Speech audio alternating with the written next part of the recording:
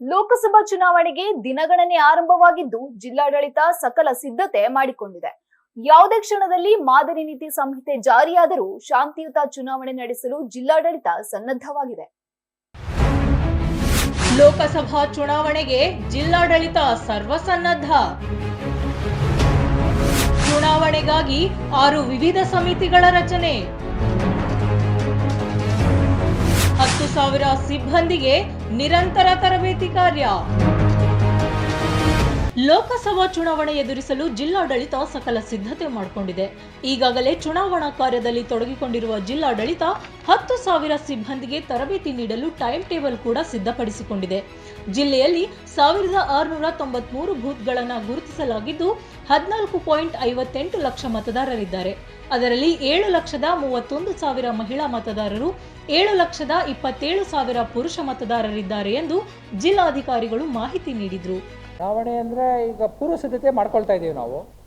ಅಂದರೆ ನಮ್ಮ sector officers, flying squad, check ಪೋಸ್ಟ್ಗಳು ಮತ್ತು ಎಲ್ಲ 6 ಕಮಿಟಿಗಳಿದ್ದಾವೆ. ಆ ಕಮಿಟಿ ಎಲ್ಲ ನೋಟಿಫೈ ಮಾಡಿದ್ದೇವೆ ಮತ್ತು ಎಲ್ಲ ಸಿಬ್ಬಂದಿಗಳನ್ನೂ ಕೂಡ ಫೈನಲೈಸ್ ಮಾಡ್ಕೊಂಡಿದ್ದೇವೆ.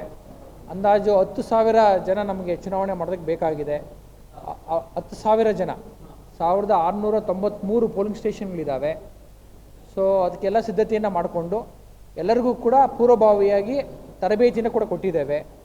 ಮತ್ತು ಸೆಕ್ಟರ್ ಅಧಿಕಾರಿಗಳಿಗೆ ದಂಡಾಧಿಕಾರಿಗಳಾಗಿ ಅಧಿಕಾರ ಕೊಡಬೇಕು ಅಂತಲೂ ಕೂಡ ಈಗಾಗಲೇ ಪ್ರಸ್ತಾವನೆಯನ್ನು ಕೊಟ್ಟಿದ್ದೇವೆ. ಇನ್ನು ಕೆಲವೇ ದಿವಸಗಳಲ್ಲಿ ಅವರು ದಂಡಾಧಿಕಾರಿಯಾಗಿ ನೋಟಿಫೈ ಆಗುತ್ತೆ. ಮತ್ತು EVMಗಳಿಗೆ ಈಗಾಗಲೇ FLCಯನ್ನು ಮಾಡಿ ಎಲ್ಲ ರೆಡಿ ಮಾಡಿ ಸ್ಟ್ರಾಂಗ್ ರೂಮಲ್ಲಿ ಕೂಡ ಇಟ್ಕೊಂಡಿದ್ದೇವೆ. ಚುನಾವಣೆಗೆ ಪೂರಕವಾಗಿ 6 ವಿವಿಧ ಸಮಿತಿಗಳನ್ನು ರಚಿಸಿ ಅವರಿಗೆ ತರಬೇತಿ ನೀಡಲಾಗಿದ್ದು, ಫ್ಲೈಯಿಂಗ್ ಸ್ಕ್ವಾಡ್, ಸರ್ವೆಲೆನ್ಸ್ ತಂಡ, ವಿಡಿಯೋ ತಂಡ ಸೇರಿದಂತೆ ಎಲ್ಲ 6 ತಂಡಗಳಿಗೆ ಸಂಪೂರ್ಣ ತರಬೇತಿ ನೀಡಲಾಗುತ್ತಿದೆ. ಚುನಾವಣಾ ಮಾದರಿ ನೀತಿ ಸಂಹಿತೆ ಘೋಷಣೆಯಾದ 24, 48 ಮತ್ತು 72 ಗಂಟೆಗಳ ಒಳಗೆ ಯಾವೆಲ್ಲ ಕ್ರಮಗಳನ್ನು ಕೈಗೊಳ್ಳಬೇಕು ಎನ್ನುವ ಕುರಿತು ಎಲ್ಲ ತಂಡಗಳಿಗೂ ತಿಳುವಳಿಕೆ ನೀಡಲಾಗಿದೆ ಎಂದು ಹೇಳಿದರು.